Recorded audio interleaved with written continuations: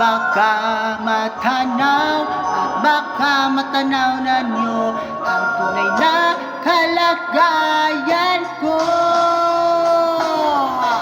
Tao po, nandiyan po ba kayo sa loob na malaking bahay at malawak na bakuran? Mataas na pader, pinapaligiran, hanap kapilang mga mahaling sasakyan. Mga patay na lagi bulong ng bulong, wala namang kasal pero marami ang nakabaro.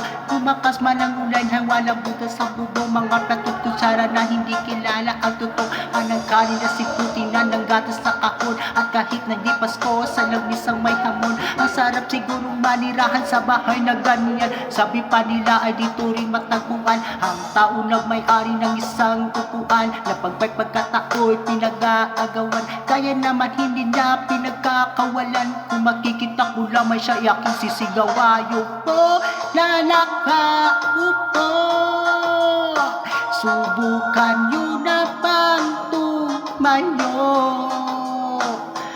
at baka matanaw, at baka matanaw na nyo ang tunay na kalagayan ko. Mawalang galang na po sa taong nakaupo. Wala nyo bang pagtakal na bigas namin hindi puno? Haninin ang bahay namin at pinagkapit ang yelo. Sa gabi ay sobrang init at tumutunan ng yelo. Di kanyang bilihin upang silagin sa inumin. Pinakulong sa tubig, damang mang turing uling. Gamit lang pangatong na inalog lamang sa estero na nagsisilbing kusina sa umagi. Aming banyo ang aking inay na may kayamanan sa kaldero, na nagamit lang pag aking pangmaisuniswero. Pero kulang na kulang pa rin, kulang na tuyong tisin. Ang 50 pesos na baghapoy pagkakasyahin. Di ko alam ko talagang maraming harang umataas na ng bakuod. Nabubulag-bulagan lamang ko kayo. Kahit sa dami ng pera nyo, walang duto na magpakalinaw ng mata nyo. Kaya kapag